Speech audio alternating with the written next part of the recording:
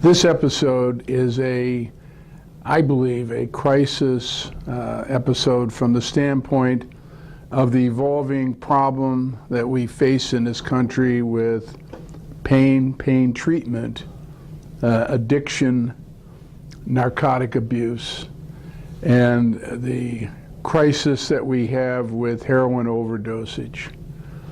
Much has been commented upon in the newspapers as we watch television, as we read the newspapers, and everybody is touched with, at some point, the loss of somebody with a drug overdose. It's extremely important to distinguish between a person in pain and an addict, and the problem with overdosage, particularly in our youth population. First of all, pain is a disease. Pain is an unpleasant sensation that has a basis within the nervous system. And as you'll be able to see here in this particular case, a very obvious case of severe, what we call RSD, or reflex sympathetic dystrophy. This type of pain is conducted from the affected parts of the brain, and the pattern is established. And with modern technology, we're able to see what these patterns are. These patterns are severe pain and are difficult to treat, and almost invariably require narcotics. Now, the use of narcotics has been around since the beginning of time. In fact, our ancestors who roamed the plains went to marijuana plants and went to different leaves because they knew that these plants were beneficial in treating their pain. The opium dens and trying to reflect upon the abuse, which we all are aware, and that's a different issue. It has to be understood by people that people in pain are rarely addicted, and if they're addicted, their addiction becomes a separate problem in which they're using the medicines inappropriately, and that is treatable. That's very treatable. You simply put them into drug rehabilitation, and they can be back into their usual pattern and treatment process. Addiction, which is the disease in which there's a compelling need to use a narcotic, an alcohol, various sprays and drugs, is a disease that's rampant, unfortunately, in our country. And there are many factors for this. It's not possible for me to go through the socio-economic status, but there is no surprise that we've had hard times, and with those hard times, people lose their houses, their incomes, and many people will turn to alcohol and drugs. And that's a problem that has been shunned. It's been shunned by the insurance industry. It's been shunned by our structure, and it cries for treatment. What's the treatment? The treatment is rehabilitation, to place people in a setting that encourages no drug use and encourages a spiritual, social, and medical correction that replaces them back into society.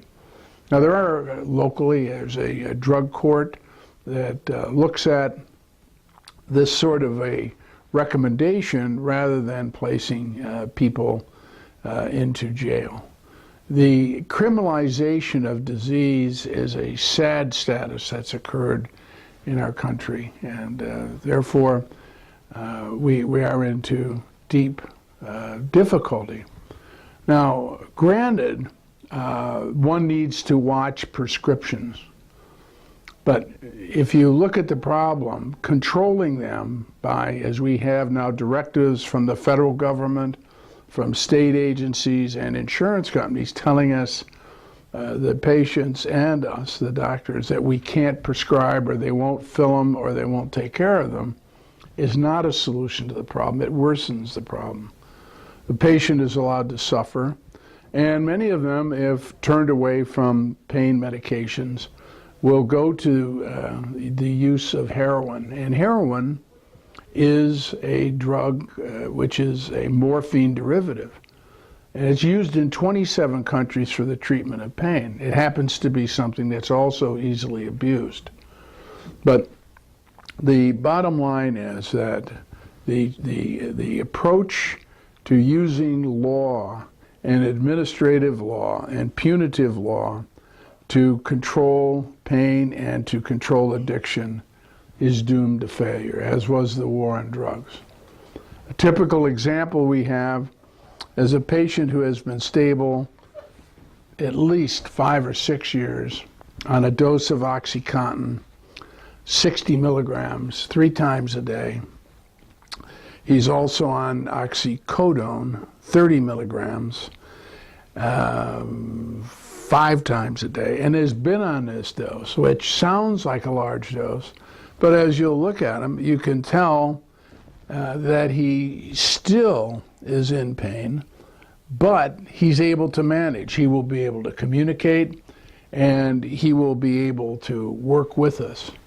He also is on a tranquilizing benzodiazepine, which is typical for this program. So he's seen by psychiatry, he's seen by family medicine, and he's seen by me. Yet an order came down in his insurance which said that he could no longer have his medications. This was based upon an independent review, so-called independent review, by a person with a psychiatric degree in anatomic pathology. Means that they work in a pathology lab, do like autopsies. And this individual made a paper review, looked at his chart, never looked at this patient, and said he doesn't need his medications. Now, clearly, this has nothing to do with pain. This is a control that is devised for financial reasons. That has to be the mechanism here. Because no reasonable person involved with medicine or anybody that is sensitive would look and see if he's stable with his medicines, why would you take them away? So what again we need to watch is that we're going to have insurance companies who say that with their premiums that you give to them, they have the right to control your medicine on the basis of that contract is going to pose a problem, because they're going to tell you whether or not you can have certain medicines or certain treatments. Or worse, they'll tell you, you can have them, we won't pay for them. So therefore, why would we want an insurance? Why would we want any kind of insurance in which they're going to control what's best for our health rather than the disease itself, the recommended treatments which are provided through physicians or specialists like myself. I teach this at a medical school. I think I understand pain management as well as anybody. Of course, I'm being sarcastic, but on the other hand, why would I have to deal with a patient who was in tears 2 days ago telling me that he was going to lose his medicines, and I had to get onto the telephone and work through a process to get him his medicines because the pharmacist was not permitted to refill it. I was able to talk to a pharmacist today who, even though there was muddy water with this insurance company, because he's highly ethical and highly concerned, pharmacist Craig is refilling his medicines today so that he doesn't run out. Now, just to give you an idea what would happen, it would be like if you look at his OxyContin, which for this problem, I mean, he probably is the highest dose I have in my practice. Most people are on maybe 30 milligrams 2 or 3 times a day for chronic pain, and much less. And we always try to wean them off. But what this would be like would be an insulin diabetic who is on 60 units of short-acting and 60 units of long-acting insulin, and you tell them, I'm not giving you your insulin anymore. Well, you can guarantee that within 1 to 2 days, that person will be in coma and die. And what will happen if you withdraw the pain medicine is that it isn't withdrawal that he's an addict. That's not the case. He's dependent on this because this is the treatment of his pain. You withdraw it from him, and this angry-looking leg that's already red will turn purple, red, and the pain will drive him most probably into a cardiopulmonary problem. So this is not a light matter. This is not the first time. And basically, without a question of a doubt, this is something that we're going to see on a regular basis. So I'll interview him here briefly so that you can see the problem, but it's mandatory that everyone involved, patients, politicians, doctors, lawyers, clergymen, everyone is going to have to question the value of insurance. What is the insurance doing for us? What are our politicians doing for us to help with this problem? Besides creating laws that you cannot use administrative laws from the top all the way down to control a disease. It just doesn't work. How long now, Gary, have I been treating you for this problem? It's been at least 10 or 12 years. Okay, and essentially, I'd say for the past 5 or 6, your medicines have not changed substantially at all. No, they have not since like 2006, I think. Okay. And since that time, you've continued to have this pain in which it's burning, sharp, aching, throbbing, pounding. Yes. And you can't walk on it. No. And tell us again, what is the most disabling part of this? I mean, it's just, you know, if you put your hand on a stove or something, it's hot, but with this, it just never quits. And God forbid you touch it, because it's like lighting your leg on fire, and it doesn't let up right away. I mean, you feel it. It's unbearable at times. And so this is a problem in which a normal stimulus, if I were to reach over and touch you here, you accept it, and you notice he already jumps because he anticipates if I were to go near, he already guards that. And that's called allodynia, which means a normal stimulus produces severe pain.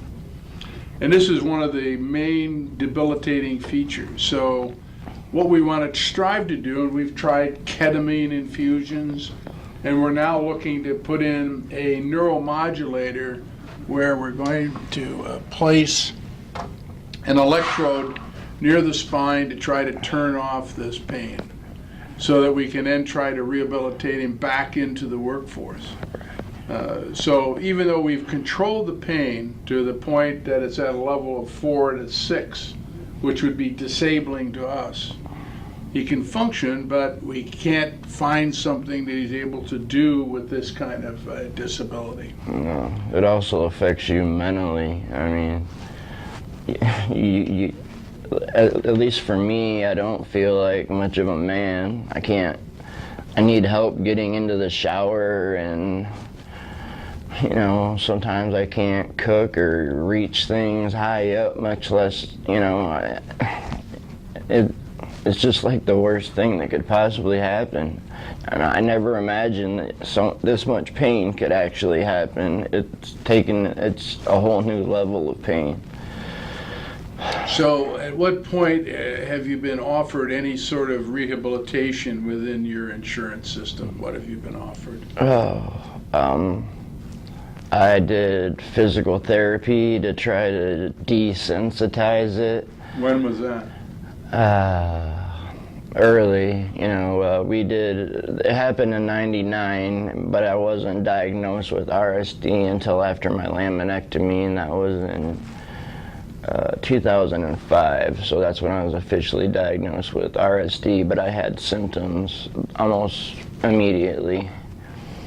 And like I said, I did physical therapy. I was in the Cleveland Clinic at the pain management, and under Dr. Edward Covington. I was in there like 3 months at least, trying to, do anything I could to desensitize it so I could walk more, and it helped a little bit, but they're just, you just can't tolerate it. Like, I don't even get it wet, for God's sakes, because it's just ridiculous.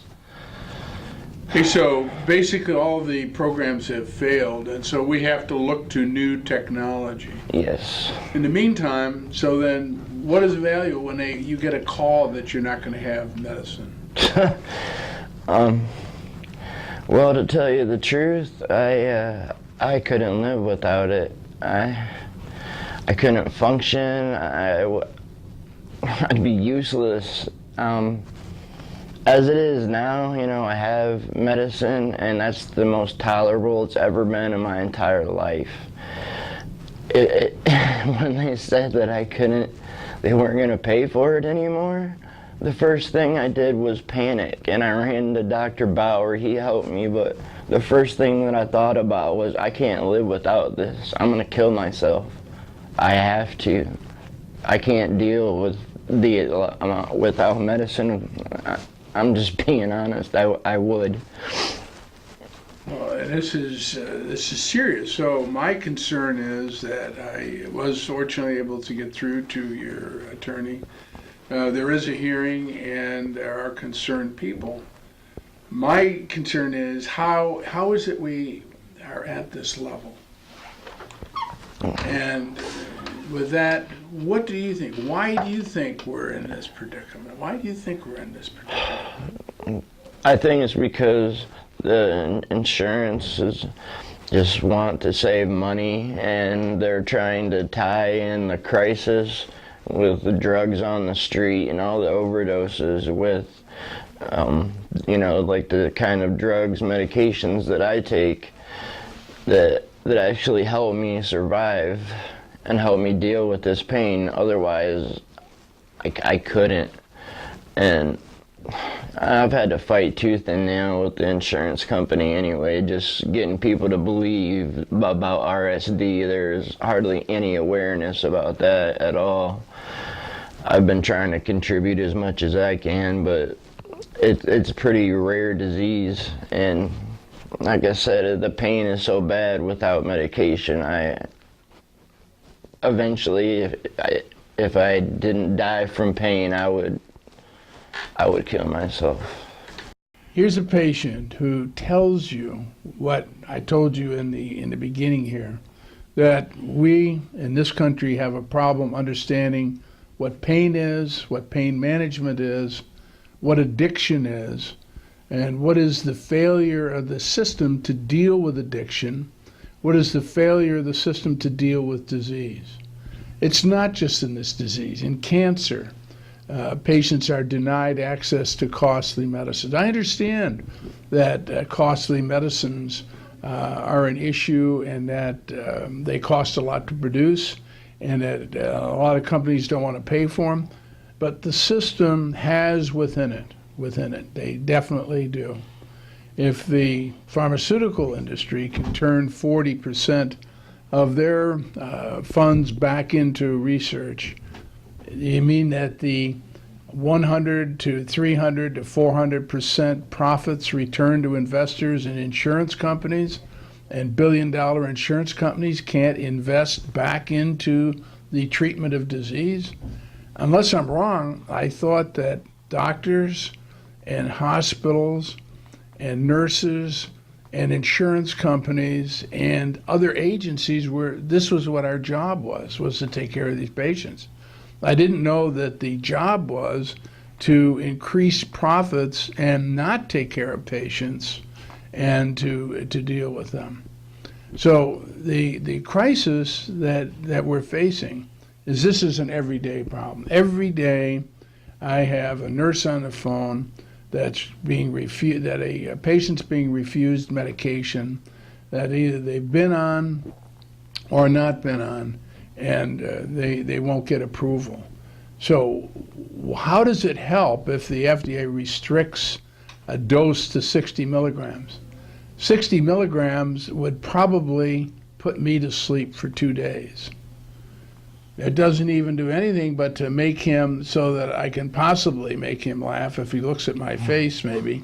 But other than that, he barely holds with that medication. So how can you put a number on something? How can you possibly review this man's condition without talking to me, talking to him, and seeing it without restricting, or to say, well, we're not going to pay for the medication? Well, you're the industry that's in the business to take care of this particular problem, workers' comp. So it is your ethical responsibility. And if you're going to reduce those medicines, then you should have a plan in mind, like neurostimulation.